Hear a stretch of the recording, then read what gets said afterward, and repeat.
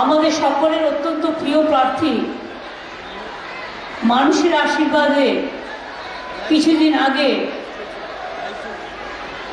যিনি ধূপগুড়ি থেকে নির্বাচিত হয়েছিলেন এবং তিনি যা কথা দিয়েছিলেন প্রত্যেকটা কথা রাখতে পেরেছেন, তাই তাকে আমরা আরেকটু বৃহত্তর এরিয়া জুড়ে জলপাইগুড়ি জেলার সাংসদ হিসেবে দেখতে চাই। তাই আমাদের সেই প্রার্থী অতীব ভদ্রলোক ডক্টর নির্মল চন্দ্র রায়। বুলুচিকে বাড়ি আমার সহকর্মী, খগেশ্বর রায় আমাদের এমএলএ, ডক্টর প্রদীপ কুমার বর্মন আমাদের এমএলএ, কৃষ্ণরায় বর্মন সভাধিপতি জেলা পরিষদ, সীমা সৌরভ চক্রবর্তী, নূরজাহান বেগম, সন্দীপ ছেত্রী, মিজানুর রহমান, বিজয় চন্দ্র বর্মন, এক্স এমপি বিনয় চন্দ্র বর্মন, দীপেন প্রামাণিক, স্বপন নন্দী সহ সমস্ত জেলা পরিষদ, গ্রামসভা, পঞ্চায়েত সমিতি, কাউন্সিলর্স এবং আমার সকল ছাত্র, যুব, মহিলা, সংখ্যালঘু, এসসি এসটি থেকে শুরু করে সকল মা, ভাই ও বোনেরা, আমি আপনাদের বলি, আমার থেকে ভালো আপনারা জানেন জলপাইগুড়ি লোকসভার আসনে 7টা বিধানসভা কেন্দ্র আছে। একটা মেখলিগঞ্জ কেন্দ্র, ওটা কোচবিহার জেলার মধ্যে পড়ে। ধূপগুড়ি, ময়নাগুড়ি, জলপাইগুড়ি, রাজগঞ্জ, ডাকগ্রাম, ফুলবাড়ি এবং মাল। আপনারা বিজেপি থেকে আগত যিনি একদিন বিজেপির জেলা সভাপতি ছিলেন, তার মুখ থেকে শুনলেন, ভাই এখন জলটা দেওয়া বন্ধ করো। কেউ পাবে কেউ পাবে না, পেছনে যারা আছেন সেটা বুঝতে পারবে না, নাহলে আমায় বলো, আমি কিছুক্ষণ বন্ধ করে দিই মিটিং।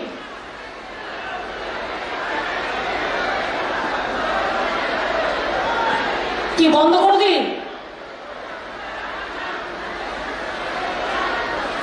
এই মিটিংটা অর্গানাইজ করা করেছেন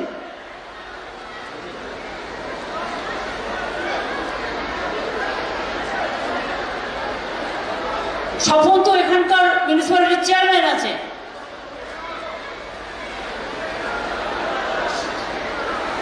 গরমে লোকের কষ্ট হচ্ছে, কেউ পাবে কেউ পাবে না। বেস্ট হচ্ছে বাইরে ট্যাঙ্কে রাখুন, যার জল তেষ্টা পাবে সেখানে গিয়ে খেয়ে আসবে। রমজান মাস, রোজার মাস, সংখ্যালঘু ভাই বোনেরা চাইলেও খেতে পাবে না,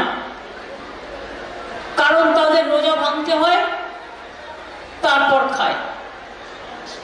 আমি আপনাদের বলি, আমি 3 দিন ধরে এখানে আছি। কেন আছি? এটা আজকে নতুন কোনো ঘটনা নয়। এর আগেও আপনারা জানেন 2-3 বছর আগেকার কথা,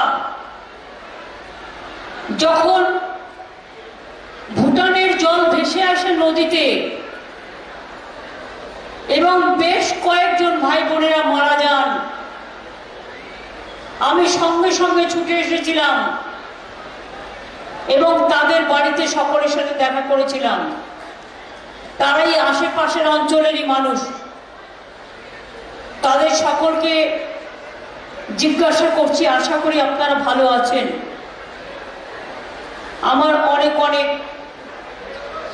শুভকামনা আপনাদের জন্য রইল।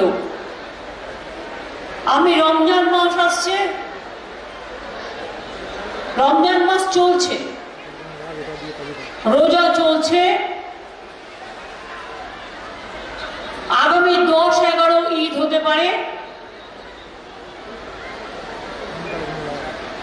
আমি কালও প্রোগ্রাম করব তুফানগঞ্জে, যেটা আলিপুরদুয়ারের মধ্যে পড়ে, কুচবিহার মধ্যেও পড়ে, বেলা 12:30টায়। আর এখানে যারা মিটিংটা 3টে টাইম দিয়েছেন, আমার টাইমটা ছিল এটা 1:30টায়। আর পরের মিটিংটা জলপাইগুড়ি, আমি 1:30টায় টাইম নিয়ে যাচ্ছি, যাতে কমিউনিকেশন গ্যাপ না হয়।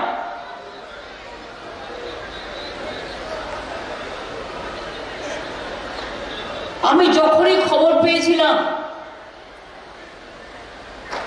যে একটা ভয়ঙ্কর দুর্যোগে অনেক মানুষ আশ্রয়হীন হয়ে গেছে, আমি আর অপেক্ষা করতে পারিনি, আমার মন কাঁদছিল। আমার কাছে তখন ফ্লাইটও ছিল না। আমি গৌতম দেবকে তার আগে পাঠিয়েছিলাম এখানে, নির্মল বাবুরা ছিলেন। আমি গৌতম দেবকে ফার্স্ট জিজ্ঞেস করলাম, বাগডোগরায় নাইট ল্যান্ডিং ফেসিলিটিস কটা পর্যন্ত? গৌতম আমাকে জানালো, আপনি তো করে দিয়েছিলেন 10:30 পর্যন্ত। এবার আমাকে প্লেন নিয়ে আসতে হলো, পাইলটদের তুলে নিয়ে আসতে হলো, ফুয়েল ভর্তি করতে হলো, করে আমি বাগডোগরা এসে পৌঁছালাম রাত্রির 11টা নাগাদ। এবং গৌতমকে আমি বলেছিলাম, নির্মল বাবুদের, আমি যতক্ষণ না যাব তোমরা কেউ এলাকা ছাড়বেন না, মানুষের পাশে থাকবে।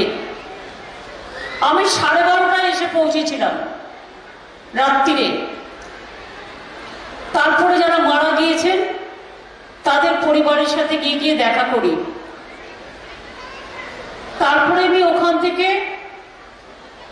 জলপাইগুড়ি, যেখানে প্রথম স্পটে ঘটনা ঘটেছে, যেখানে মারা গেছে, সেই স্পটটা যাই, অন্ধকার, কিন্তু টর্চ জ্বালিয়ে যতটা পারি।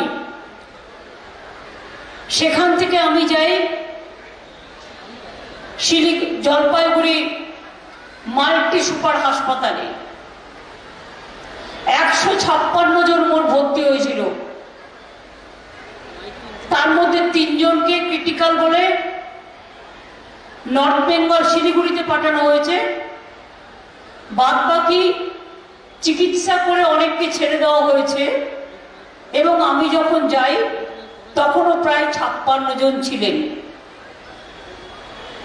আমি ডাক্তারদের কাজ দেখে শিলিগুড়ি মাল্টি সুপার হসপিটাল শহরে জলপাইগুড়ি যে এত ভালো কাজ করেছেন এবং এত ভালো ইনফ্রাস্ট্রাকচার, যা অনেক মেডিকেল কলেজেও পাওয়া যায় না। আমরা বাংলায় ক্ষমতায় আসার পর আমাদের সরকার 43টা মাল্টি সুপার হাসপাতাল তৈরি করেছে এবং বিছানাগুলো হচ্ছে সুইস বেড নতুন করে আমরা কিনেছি। এবং জেলায় জেলায় আমরা এমনকি সাব ডিভিশন হাসপাতালে, জেলা হাসপাতালে স্পেশাল ক্রিটিক্যাল কেয়ার ইউনিট, যেটাকে এইচডিইউ বলা হয়, আইসিসিইউ বলা হয়, সেগুলোও করে দিয়েছি। ফলে এই মানুষগুলোকে প্রশাসন দ্রুততার সাথে রেস্কিউ করেছে এবং ডাক্তার, নার্স, সিনিয়র ডাক্তার থেকে জুনিয়র ডাক্তার, হাউস স্টাফ থেকে স্টুডেন্টরা, নার্স থেকে ওখানকার কাজের লোকেরা এবং স্থানীয় যুবক যুবতীরা তাদের একান্ত প্রচেষ্টায়, মনে রাখবেন, এতগুলো মানুষের জীবন বাঁচানো গেছে। আমি যখন গিয়েছিলাম তখন একটা কেস ক্রিটিক্যাল এখানে ছিল, বাদবাকি মোটামুটি স্টেবল হয়েছে। কারো হয়তো পাটা ভেঙে গেছে, পুরো ফ্র্যাকচার, কারো হাতটা ফ্র্যাকচার, কারো ঘাড়ে ফ্র্যাকচার, পা কেটে গেছে, হাত কেটে গেছে, মাথা কেটে গেছে এবং 4-5টা অপারেশন সঙ্গে সঙ্গে চিকিৎসকরা করিয়ে তাদের জানও বাঁচিয়েছেন। আমি ধন্যবাদ দিয়ে ছোট করতে চাই না। আমি পরপর 48 ঘন্টা দেখেছি প্রশাসনের কেউ ঘুমায়নি, চিকিৎসকরাও কেউ ঘুমায়নি। আর ওখান থেকে আমি গিয়েছিলাম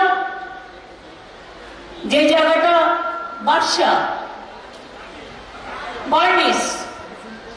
বার্নিসে গেলাম, যেখানে প্রায় 700-র উপর ঘর ভেঙে গেছে মানে ম্যাস্ট হয়ে গেছে, কিছু নেই। ওখানে দেখে দুপাশে কলার ক্ষেত, তারপর আমি ওটা দেখে এলাম রিলিফ সেন্টারে। প্রায় 2:30-3টে নাগাদ রিলিফ সেন্টারে রাত্রিরে পৌঁছালাম। কেউ ঘুমায়নি, সবার চোখে মুখে একটা আতঙ্ক কাজ করছিল। আমি সবার সাথে কথা বলেছি। সবার সাথে কথা বলবার পর আরো 2-একটা স্পট ভিজিট করে আমি ভোর 4টের সময় সকালবেলায় আমি চালসাতে এসে পৌঁছাই। তারপরের দিন আবার আমি আলিপুরদুয়ারে যাই। একদিকে আলিপুরদুয়ারের বর্ডার, অন্যদিকে কুচবিহারের বর্ডার। সেখানেও প্রচুর ভাঙড়ি ভেঙে তছনছ হয়ে গেছে, কারণ বেশিরভাগ বাড়ি মাটির বাড়ি, টিনের চাল। এই জন্যই বারবার আমরা বলেছিলাম প্রথম ফেজে 11 লক্ষ মানুষকে বাংলার বাড়ি তৈরি করতে দাও। কোথাও কোথাও প্রধানমন্ত্রী এসে বলে আমার নামে নাম দেয় না, কেন দেব? তুমি সব টাকাটা দাও, তাহলে দেব। অর্ধেক টাকা তোমার, অর্ধেক টাকা রাজ্যের, আর তোমার নাম কেন থাকবে? মানুষের নাম কেন থাকবে না? রাজ্যের নাম কেন থাকবে না? শুধু রাজনীতি? কিছু লোককে রেশন দেয়, সবাইকে নয়। সবাইকে আমরা দিই। 5 কেজি চালের মধ্যেও নিজের ফটো, বিজেপি পার্টির সিম্বল। লোককে দুটো খেতে দেবে, সেখানেও তার প্রচার চাই। এত আত্মপ্রচারে ব্যস্ত কেন? তুমি দেশের প্রধানমন্ত্রী, সবাই তোমায় নাম জানে, সবাই তোমায় চেনে। আর তোমরা যদি এতই কনফিডেন্ট হও যে তোমরা জিতবে, তাহলে তোমরা রোজ লোকের বাড়ি ইনকাম ট্যাক্স কেন রেট করাচ্ছ? এজেন্সি কেন রেট করাচ্ছ? তোমার বিজেপি নেতারা এনআইএর সাথে ঘুরে বেড়াচ্ছে, আমার কাছে ডকুমেন্ট আছে। তোমার বিজেপি নেতারা বিএসএফ কে নিয়ে ঘুরে বেড়াচ্ছে, সিআইএসএফ কে নিয়ে ঘুরে বেড়াচ্ছে। আজকে আমি একটা সংবাদ দেখলাম, এমনকি দুঃখের ও লজ্জার বিষয় যে আর্মি হাসপাতালগুলো পর্যন্ত বিজেপি অর্গানাইজারদের হাতে দিয়ে দিয়েছে। লজ্জা করে না? নির্লজ্জ, বেহায়া, ভাওতাবাজ, ঝুটাবাজ, তোমরা একটা রাজনৈতিক দল। দেশে আর্মি কখনো রাজনীতি করেনি আজ পর্যন্ত, না। বিএসএফও করতো না, সিএসএফও করতো না, ইনকাম ট্যাক্সও করতো না। শীতলকুচির ঘটনা আপনাদের মনে আছে? ইলেকশনের লাইনে গত বিধানসভার নির্বাচনে 4 জন সংখ্যালঘু ভাই আর 1 জন রাজবংশী ভাই গুলি করে হত্যা করে দিয়েছিল। গতকালও হাবিবপুরে মালদার একজনকে হত্যা করে বলে দিচ্ছে বাংলাদেশি। তুমি জানলে কি করে? প্রথমে কেস লিখে দিচ্ছে, ডাক নিয়ে যাচ্ছিল তাই মেরে দিয়েছে। মারবার অধিকার তোমাকে কে দিল? যদি কেউ অনুপ্রবেশকারী হয়, যদি কারো হাতে কিছু থাকে, তুমি লোকাল পুলিশকে হ্যান্ডওভার করো, আইনের পথে চলবে। কিন্তু তোমার বন্দুক আছে বলে তুমি গুলি করে লোক মারতে পারো না, এটা তোমার অধিকার নয়। ল এন্ড অর্ডার হচ্ছে স্টেট সাবজেক্ট, তোমার সাবজেক্ট নয়। আমি একটা সংবাদ মাধ্যমে আজ দেখলাম, হেলিকপ্টারে কাগজগুলো পড়তে পড়তে আসছিলাম, যে মাননীয় প্রধানমন্ত্রীজি বলেছেন বাংলা में इलेक्शन कमीशन पूरा नजर रखेगा। अरे আপনি বলেন কি? তার মানে কি আমি ইলেকশন কমিশন তো কিনে নিয়েছেন, বলে দিচ্ছেন রোজ ওকে ট্রান্সফার করো, রোজ ওর বাড়িতে ইনকাম ট্যাক্স পাঠাও, কানে কানে বলে দাও বিজেপি করলে সাদা আর তৃণমূল করলে কালো। বাবা বাবা বাবা, দারুণ দারুণ নাটক। আমার পরিচিত একজন কাউন্সিলর আছে, 7-10 দিন আগে তার বাড়িতে একটা ইনকাম ট্যাক্স টিম গেছে, তার 2টো বাচ্চা আছে, সে নিজে একজন মহিলা। 3 দিন ছিল তাদের বাড়িতে ইনকাম ট্যাক্স রেড করার নাম করে। বলুন তো বাচ্চারা বাথরুমে যাবে কোথায়? তারা ঘুমাবে কোথায়? তারা খাবে কোথায়? যে কেউ এসে আপনার বাড়ি ঢুকে গেল, আর আমি বললাম ওরা খেলো কি, বলো খাবে কি? এক একটা খাবারের অর্ডার দিচ্ছে 30,000 টাকা, 50,000 টাকা, বড় বড় মাংস খাচ্ছে। আর যার বাড়িতে গেছে তার বাচ্চা দুধ খেতে পারছে না, চান করতে পারছে না, বাথরুমে যেতে পারছে না। তাকে বলছে বলো बीजेपी करेगा तो हम चला जाता है। সে বলেছে हमारा गला भी आप काट दो, हम ममता जी को नहीं छोड़ेगा, हम बीजेपी नहीं करेगा। এই মানুষও আজও পৃথিবীতে আছে, এটা মাথায় রাখবেন। আমি সংবাদ মাধ্যমের বন্ধুদের একটা রিকোয়েস্ট করবো, আমার ছোট্ট অ্যাপিল, আমি বিজেপির মতো ভয় দেখাই না, সন্ত্রাস করি না এবং কন্ট্রোল করি না। কোথাও কোথাও আপনারা হয়তো লিখছেন ত্রাণ নিয়ে বিক্ষোভ, এটা বিজেপির কথা। দেখুন এটা হতে পারে, ঝড় যখন হয় হয়তো এমন একটা জায়গা দিয়ে গেছে যেটা প্রশাসনের নলেজে নেই, বড় জায়গাগুলো নলেজে থাকে, ছোট জায়গাগুলো খুঁজে বের করে একটু 2-3 দিন টাইম লাগে, তাদেরও জানাতে হয়। যদি কেউ না পেয়ে থাকে তাকে দিয়ে দেবে, অসুবিধার কি আছে? কিন্তু এটা নিয়ে বিজেপির রাজনীতির কাছে প্লিজ দয়া করে আপনারা আত্মসমর্পণ করবেন না। যাদের ঘর বাড়ি গেছে, সবকিছু গেছে, এমনকি হাঁড়ি কড়াই থেকে শুরু করে হাতা কাপড় জামা, কেরোসিন তেল, বাচ্চাদের খাবার, কম্বল জামা কাপড় থেকে শুরু সবই প্রশাসন দিচ্ছে।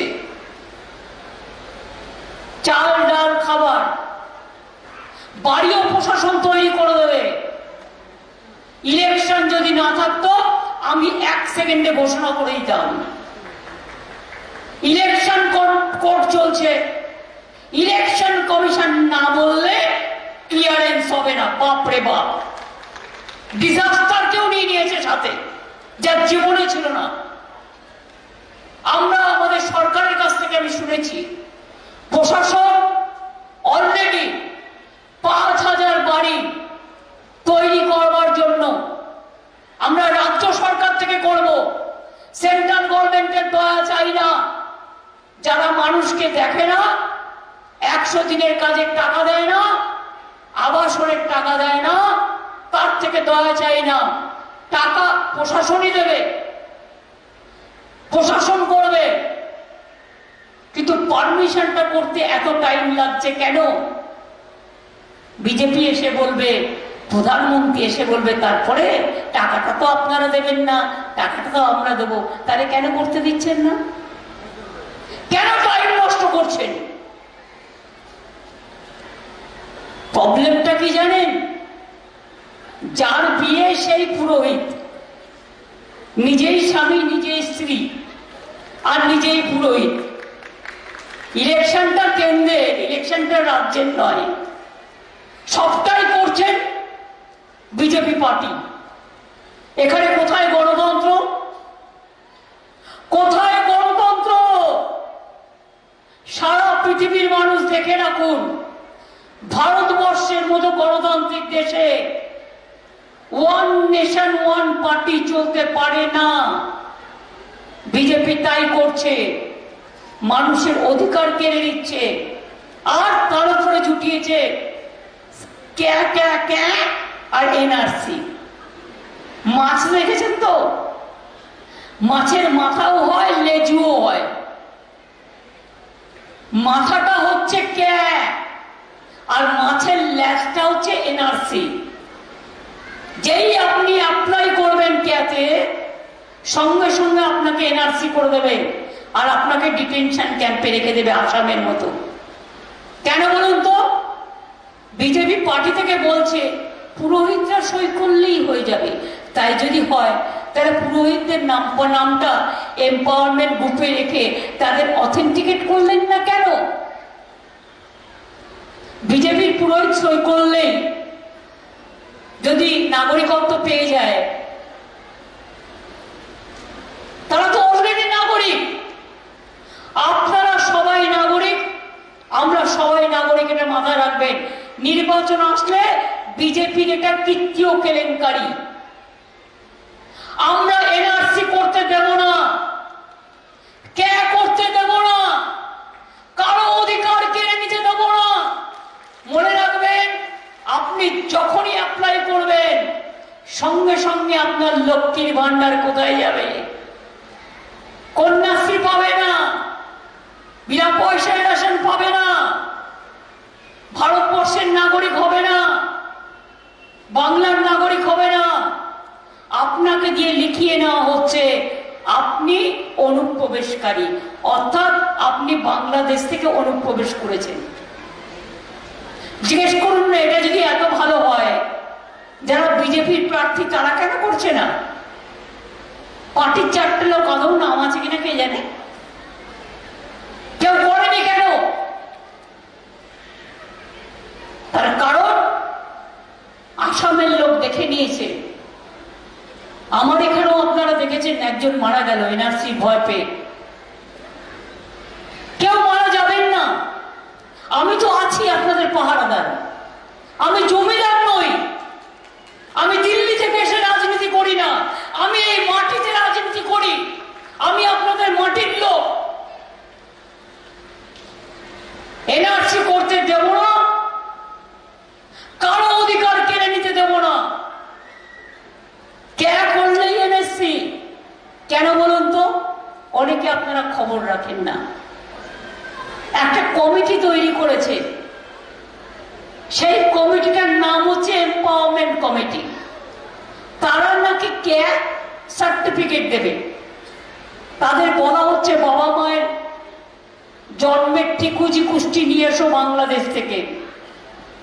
পারবেন তো নিয়ে আসতে? তাদের শিক্ষাগত যোগ্যতা নিয়ে আসতে পারবেন তো? আর দুই, যদি এতই এনআরসি থেকে আলাদা হয়, তা সেন্সাসের লোক কেন সেখানে ঢোকালেন? সেন্সাস ঢুকিয়েছেন মানে এর পরবর্তী পদক্ষেপ হচ্ছে এনআরসি। এরপরে তো শুনছি ইউনিফর্ম সিভিল কোড করবে, অর্থাৎ মুসলিমদের বিয়ের পদ্ধতি আলাদা, হিন্দুদের বিয়ের পদ্ধতি আলাদা, হিন্দুদের মধ্যে নানা ধর্ম, ট্রাইবেলদের পদ্ধতি আলাদা, তপশিলীদের পদ্ধতি আলাদা, রাজবংশীদের পদ্ধতি আলাদা, আদিবাসীদের পদ্ধতি আলাদা, খ্রিস্টানদের পদ্ধতি আলাদা। তোমরা বিয়েটাও ঠিক করে দেবে? কি শাড়ি পরবে, কোন ধর্ম মতে পড়বে, কে কাকে বিয়ে করবে, এটা মহা আশ্চর্যজনক এক দেশ হয়ে গেছে। এই দেশকে শেষ করে দিচ্ছে বিজেপি। বাংলার মানুষ একমাত্র প্রতিরোধ করতে জানে, প্রতিবাদ করতে জানে, অন্যরা ভয় পায়। উত্তরপ্রদেশের বলবার ক্ষমতা নেই। একটা লোক বললে পরের দিন তাকে খুন করে দেয়। সাংবাদিকদের সাথে কি একটা ঝামেলা হয়েছিল, আমি দেখলাম 12 জন সাংবাদিককে পুরো উলঙ্গ অবস্থায় প্রায় রেখে দিয়েছে। আমার কাছে ছবিটা আজও তোলা আছে। মহারাষ্ট্রের কোন একজন সাংবাদিক কি লিখেছিল ওদের বিরুদ্ধে, তাকেও খুন করে দেওয়া হয়েছে। বিলকিসের উপর অত্যাচার আপনারা দেখেননি? কুস্তিগির সাক্ষীর উপর অত্যাচার আপনারা দেখেননি? গুজরাটের দাঙ্গা দেখেননি? এনআরসির দাঙ্গা দেখেননি? মণিপুরে 200 চার্চ পুড়িয়ে দিয়েছে দেখেননি? মসজিদের ওপর বোমা পড়েছে দেখেননি? মন্দিরগুলো নষ্ট করে দিয়েছে দেখেননি? মহিলাদের উলঙ্গ করে প্যারেড করা হয়েছে দেখেননি? এই হচ্ছে বিজেপি দলটাই হচ্ছে ভাওতাবাজ দল। এখন নতুন নাটক শুরু করেছে, বলছে আপ প্লিজ নাম লিখাও, এ তো সব দুর্নীতি কি হয়। কোথায় দুর্নীতি করেছে তোমাকে প্রমাণ করতে হবে, মুখে বললে হবে না। 4-5টা কেস নিয়ে কমপ্লেন ছিল বা কিছু, আমরা সঙ্গে সঙ্গে সংশোধন করে দিয়েছি। আসল লোকেদের প্যানেল করা হয়েছে 11 লক্ষ, এবং তার সবটা পাঠানো হয়েছে দিল্লিতে, যদিও আমাদের অর্ধেক লাগে দিতে। এবার বলুন আপনারা, 3 বছর ধরে কেন আবাস যোজনার টাকা দেননি? বাংলার বাড়ির টাকা কেন 100 দিনের কাজে 3 বছর ধরে কাজ দেন না, টাকা দেন না? কেন গ্রামীণ রাস্তার টাকা দেন না? 100 দিনের কাজ আমরা 45 দিন করিয়েছি, এবং এই বছর থেকে 50 দিন করে আমরা রাজ্য সরকার করব, আমরা টাকা দেব। আমরা দিল্লির কাছে হাত পাতবো না, আমাদের বাংলার লোক পাবে না। যে 11 লক্ষ বাড়ির কথা আমি বলছি, আমাদের বাজেটে বলা হয়েছে। এমসিসি কোড আছে বলে আমি বলছি তা নয়, 2 মাস আগে বলা আছে। মে মাসের পরে ওই 11 লক্ষ বাড়ির টাকা রাজ্য সরকার দেবে। তার কারণ এটা আমাদের বাজেটে পাস হয়ে গেছে। বাংলায় 1 লক্ষ রাস্তা আমরা করেছি, টাকা বন্ধ করে দিয়েছে। আরো 22,000 রাস্তা আমরা করেছি। পানীয় জল বলে বেড়াচ্ছে ঘর ঘর में जल कौन दे रहा है? नहीं तो प्राइम मिनिस्टर दे रहा है।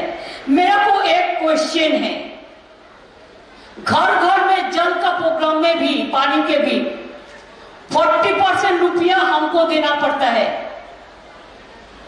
जो जमीन से जाएगा पाइप, उसको रुपया भी हमको देना पड़ता है राज्य सरकार को। जो जमीन का भाव है वो भी हम लोगों को करना पड़ता है। उसका बाद हो जाने का बाद मेंटेनेंस होगा, 2 दिन में बंद नहीं हो जाए, ये भी हमको करने पड़ता है। तो क्या किया, हमारा रुपया लेकर आप 25% कर रहे हैं और 75% हम कर रहे हैं, और अब बोलता है घर घर में पानी हम भेज रहे हैं। इतना झूठा कहानी बोलता है, झूठ बोले कौवा काटे।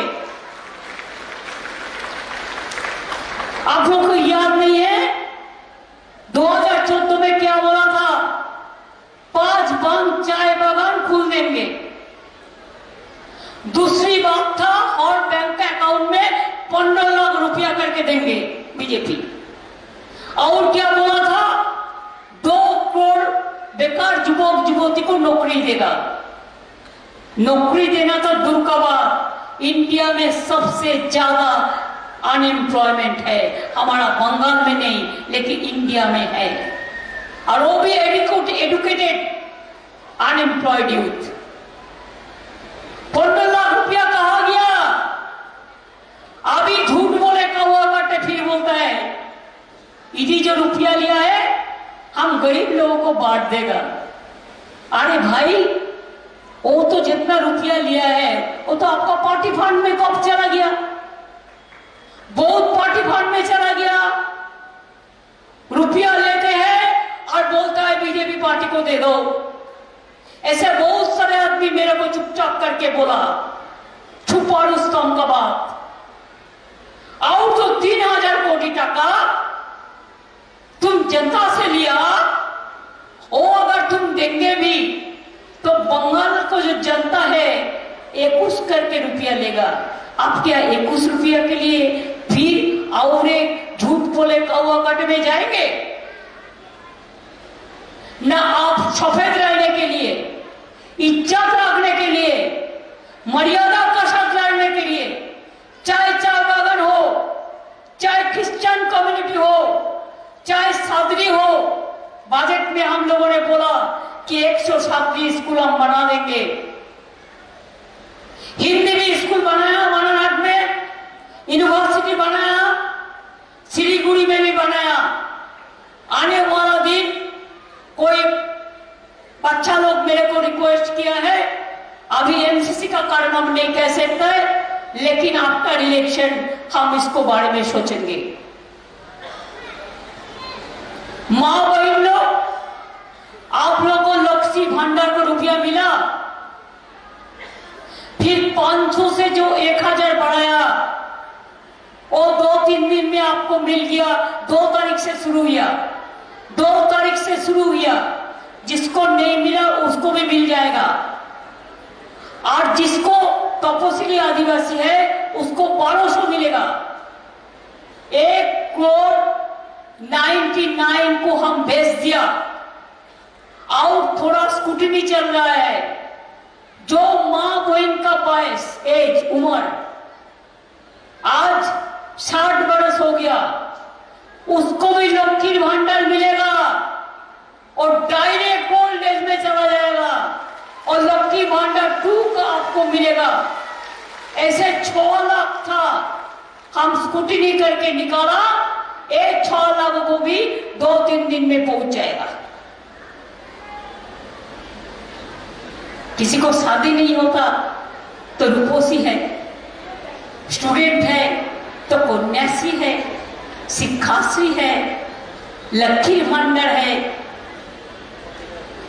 मेधाश्री है, जगतश्री है, आशा का भाता बढ़ाया, आईसीडीएस को बढ़ाया, मिड डे कुक का बढ़ाया, बीएड को बढ़ाया, सिविक पुलिस को बढ़ाया, पंचायत को स्वास्थ्य साथी में दिया। ऐसे बहुत सारे काम हैं, जो काम आपको हम ऑलरेडी कर दिया। बहुत सारे हैं। मैं जरूर बोलना चाहूंगी कि आपका जितना भी स्कीम है आप देख लो। हम चाय बागान को पट्टा भी दिया, जिसको अभी तक नहीं मिला, आहिस्ता आहिस्ता लाइन में भी आने वाला दिन मिलना है, वो हम बजट में बोल दिया। और साथ साथ में पट्टा भी मिलेगा, और घर तैयार करने के लिए 1,20,000 मिलेगा, वो भी हमारा बजट में बोल दिया 2 महीना पहले। आप देखिए, राजवंशी, कमतापुरी सब भाषा को हमने रिकॉग्नाइज कर दिया। Rajbanshi development board, Kamta development board, Panchanan Barma का जन्मदिन, पंचानन वर्मा यूनिवर्सिटी, 200 राजवंशी स्कूल को रिकॉग्निशन, पुलिस में नारायणी बटालियन किया, उधर में महावीर चिला राय का स्टैचू बना दिया। बिरसा मुंडा का जन्मदिन में भी हम छुट्टी देते हैं। हम इधर में भी क्षेत्रीय भाषा को हम लोग करेंगे। इसको लिए भी हम 100 स्कूल बढ़ाने चाहते हैं। इसको सिलेबस हो जाए तो हिंदी का बारे में भी हम ध्यान देंगे। और आपको इधर में और एक बात है, देखिए, जिसको नाम हम भेज दिया, जिसको हम देने वाला है चुनाव का बाद, जो हम बता दिया, वो लोगों का डेटा हम वो लोगों के पास भेजा था। सेंट्रल मांगा था देने के लिए, बाद में नहीं दिया। उसमें बीजेपी पार्टी ऑफिस से फोन जा रहा है, एक एफआईआर कॉपी है। उन्होंने बोला बीजेपी पार्टी कॉल सेंटर से कि आप फिर नाम लिखाओ, वोट का बाद आपको घर मिलेगा। तो उन्होंने कहा हमारा नाम तो लिखा पहले, আমি তো আমার নাম লিখে দিয়েছি, তারা আমি কেন নাম লেখাবো? তুমি কি আমার নামটা কেটে দেবে? तुम हमारा नाम काट देंगे? ये तुम्हारा चक्रांत है। ये चक्रांत के लिए आप ना पड़े, ये आपको हिसाब में रहना चाहिए। और क्या का बारे में मैंने जो बोला, क्या का साथ एनआरसी का संबंध है? असम में कितना आदमी मर गया था आपको पता है? इसी के लिए हम ना तो क्या करेंगे, हम ना तो एनआरसी करेंगे, हम ना तो डिटेंशन कैंप करेंगे। हमारा जितना मजदूर बाहर में है, आपको स्वास्थ्य साथी कार्ड मिलते हैं, हम बाहर को जो मजदूर हैं और लोगों को लिए भी एक वेब पोर्टल चालू किया है। अगर उसका कोई दिक्कत है तो हम लोगों को जनाएगा, हम लोगों को याद में ले आएगा और उसको भी हम अलग से 5 लाख रुपया का और एक स्वास्थ्य साथी कार्ड को देगा। इसी के लिए घर में इधर में जो है उसको स्वास्थ्य साथी कार्ड अलग और बाहर में जो है उसका पास कुछ नहीं है। इसी के लिए अगर वो उसको कोई तकलीफ हो तो स्वास्थ्य साथी कार्ड दिखा के वो बिना पैसा में ट्रीटमेंट कर सकता है। ऐसे बहुत सारे काम हमने किया है। आदि झूठ बोले कौवा काटे बोलता है। एक पार्टी का एमपी का नाम पे बयान लिखा मालदा में, बीजेपी को वोट दो 3000 लक्ष्मी भंडार देंगे। हम बोला 500 दिया को भी, 100 दिया को भी, और कैसे तुम देंगे? ये तो स्टेट गवर्नमेंट का प्रोग्राम है, ये नरेंद्र मोदी का प्रोग्राम नहीं है। अगर तुम्हारा हिम्मत है तो हर परिवार को 50,000 रुपया करके हर महीना में दो, हम देखेंगे तब। लेकिन पहले दो, उसको बात करो। हम बोला, हम कर दिया। हम बोलते हैं तो साथ साथ में करते हैं। हमारा कथा का भाव है, हमारा कथा का कीमत है, हमारा हक है जनता को चिट नहीं करने के लिए, जनता को बचाने लिए, जिंदगी देने के लिए। इसी के लिए देश बचाना जरूरी है कि नहीं है? देश बचेगा, बांग्ला बचेगा, तो बांग्ला बचेगा तो लक्ष्मी भंडार मिलेगा, बांग्ला बचेगा तो ऐक्यश्री मिलेगा, मेधाश्री मिलेगा, आपको खाद्य साथी मिलेगा, आपको स्वास्थ्य साथी मिलेगा, आपको रूपश्री मिलेगा, आपका साइकिल मिलेगा, आपको स्मार्टफोन मिलेगा। जितना भी है किसान बंधु से मिलके 10 लाख चाय बागान का मजदूर को देखो 2 दिन पहले नोटिस देके बंद कर दिया। जिसको पास 5 बीघा जमीन है, जैसे फार्मर्स किसान लोग चाष करते हैं, ऐसे छोटा छोटा जो चाय बागान होता है, छोटा छोटा लोग जिसको पास ज्यादा रुपया नहीं है काम करते हैं। 2015 साल में government of India means Modi ji का सरकार एक नोटिफिकेशन किया था कि इसमें कोई पेस्टिसाइड है, इसी के लिए इसको कैंसिल कर दो। लेकिन उसको बाद क्या हुआ? कुछ नहीं हुआ। लेकिन 2 दिन पहले चुनाव आ रहा है, इसी के लिए सब कैंसिल कर दिया। 10 लाख लोगों को, मजदूर को चाय पत्ता बेचना, तुलना सब कैंसिल कर दिया। तो मैंने पूछा टी बोर्ड को, हम नहीं, हमारा सरकार, वो लोग कल हमारे साथ मिलते आए थे।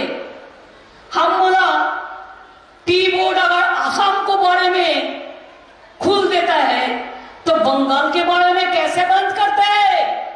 हम बंद करने नहीं देंगे। इसको असर कैसे निकालेंगे वो हम कर लेंगे।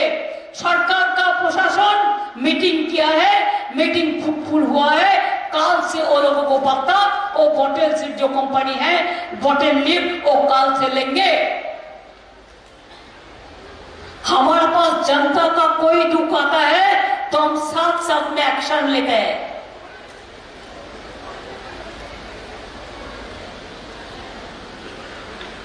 हमें चाहते हैं कि जल्दी से जल्दी जिसको डिजास्टर में घर बाड़ी नहीं है, आश्रयहीन अवस्थाয় पड़े আছে, सरकार ने जो प्रपोजल भेजा डिजास्टर से उसको क्लियरेंस दे दे।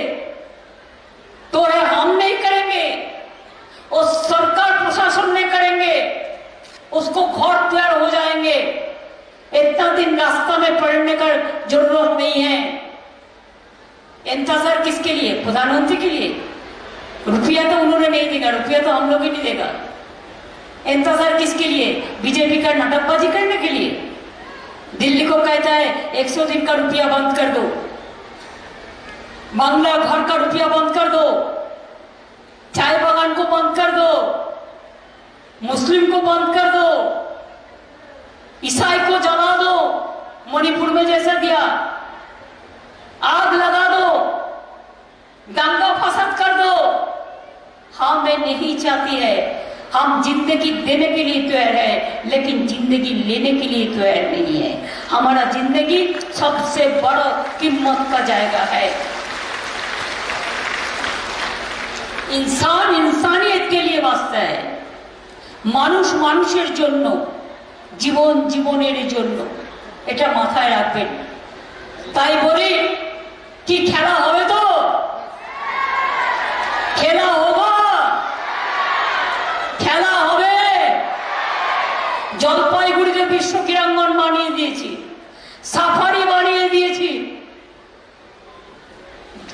ভোরের আলো বানিয়ে দিয়েছি, মেডিকেল কলেজ বানিয়ে দিয়েছি, সার্কিট হাউস বানিয়ে দিয়েছি, ইউনিভার্সিটি বানিয়ে দিয়েছি, কলেজ বানিয়ে দিয়েছি, আলিপুর নতুন জেলা করে দিয়েছি। ধূপগুড়ি আমার নির্মল রায় বলেছিল আসুন আমার এখানে মহকুমা করতে হবে। ইলেকশনের কদিন বাদে মহকুমা করে দিয়েছি, হাসপাতালও মহকুমা হয়ে গেছে। উনি যে পরে আমাকে যা বলবেন আমি আবার দেখে দেবো। আলিপুরদুয়ার নতুন জেলা হয়েছে, নতুন বিশ্ববিদ্যালয় হয়েছে, নতুন ডুয়ার্স কন্যা হয়েছে, নতুন স্টেডিয়াম হয়েছে, কত কটেজ হয়েছে। तराई डुअर्स दार्जिलिंग आज के कोनो भेदाभेद नहीं, सब शांति में है। पहले तराई डुअर्स में कैसा आप जाते थे? अभी देखिए हमारा सरकार होने के बाद हम करने नहीं दिया।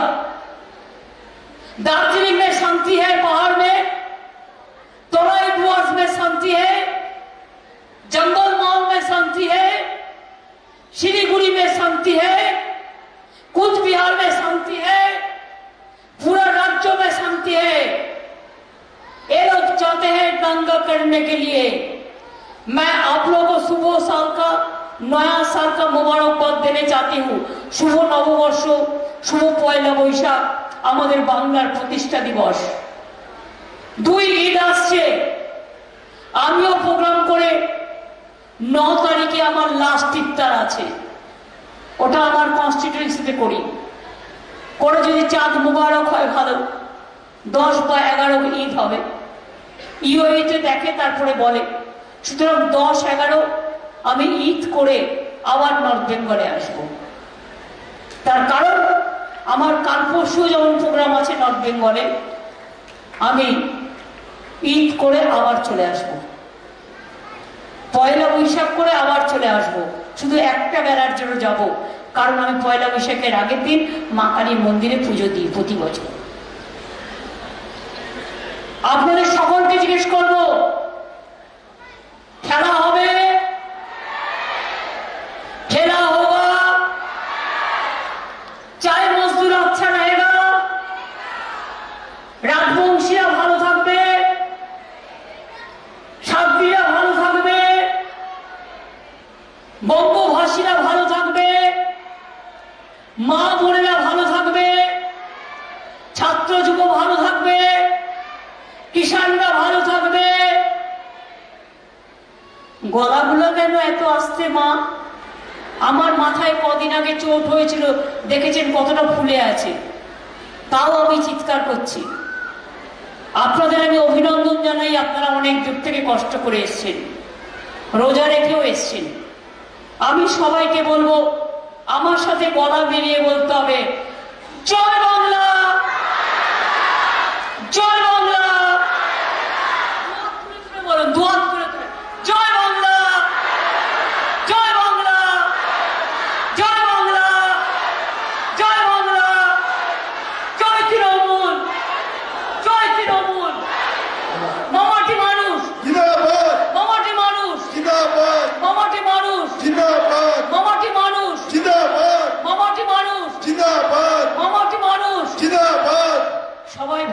থাকুন, সুস্থ থাকুন।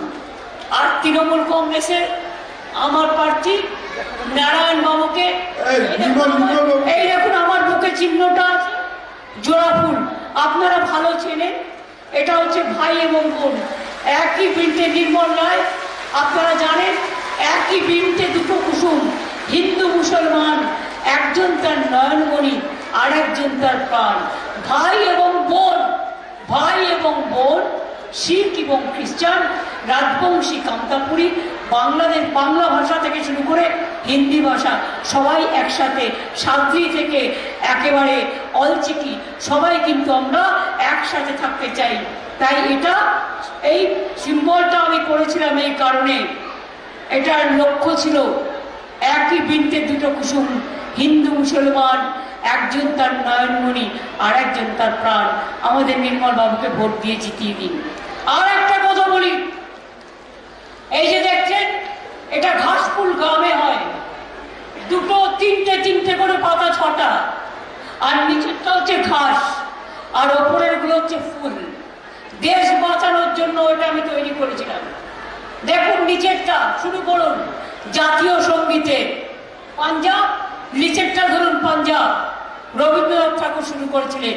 এবারে পাতাগুলো গুনুন, পাঞ্জাব, সিন্ধু, গুজরাট, মারাঠা, দ্রাবিড়, উৎকল, বঙ্গ। পাঞ্জাব, সিন্ধু, গুজরাট, মারাঠা, দ্রাবিড়, উৎকল, বঙ্গ। মনে রাখবেন এটাই আমাদের স্লোগান। যদি দেখেন জয় হিন্দ, জয় হিন্দ, যদি দেখেন জয় বাংলা, জয় বাংলা, যদি দেখেন সারে জাহাঁ সে আচ্ছা, সারে জাহাঁ সে আচ্ছা, যদি দেখেন দণ্ডবতে, দণ্ডবতে, সব কিছু পাবেন, সব কিছু পাবেন। তাহলে ভোটটা তৃণমূলকে দেবেন তো মা বোনেরা? ভাইরা আমার, ছাত্র যুব কোথায়? এরা তো কথাই বলছে না। তোমাদের কি গলা বসে গেছে? ছাত্র যৌবন, অনেক অভিনন্দন, প্রাণের প্লাবন, অনেক শুভনন্দন, শুভকামনা। বলো জয় বাংলা, বলো মা বোনেরা জিন্দাবাদ, কিষাণ শ্রমিক জিন্দাবাদ, জিন্দাবাদ জিন্দাবাদ, সর্বধর্ম জিন্দাবাদ, জিন্দাবাদ জিন্দাবাদ, সর্ববর্ণ জিন্দাবাদ, জিন্দাবাদ জিন্দাবাদ, সর্বমানুষ জিন্দাবাদ, জিন্দাবাদ জিন্দাবাদ। জয় বাংলা, জয় বাংলা, জয় বাংলা, জয় বাংলা, জয় বাংলা, জয় বাংলা। ভালো থাকুন, সুস্থ থাকুন, সুন্দর থাকুন। আপনাদের রমজান মাস আল্লাহ আপনাদের দোয়া কবুল করুক। গুড ফ্রাইডে গেছে, ইস্টার স্যাটারডে গেছে, may God bless all of you. এবং শুভ নববর্ষ আসছে, আপনাদের অনেক অভিনন্দন। এছাড়াও আরও অনেক উৎসব হবে, সব উৎসবের অভিনন্দন। আর তাছাড়াও অন্নপূর্ণা পুজোও আসছে, মনে রাখবেন অন্নপূর্ণা পুজোরও সকলকে অভিনন্দন। দাঙ্গা করে নয়, শান্তি করে, শঙ্খ বাজিয়ে, উলুধ্বনি দিয়ে, আজানের ধ্বনি দিয়ে, প্রে করে, সবাইকে সাথে নিয়ে, মনে রাখবেন। অনেক অনেক ধন্যবাদ, নমস্কার।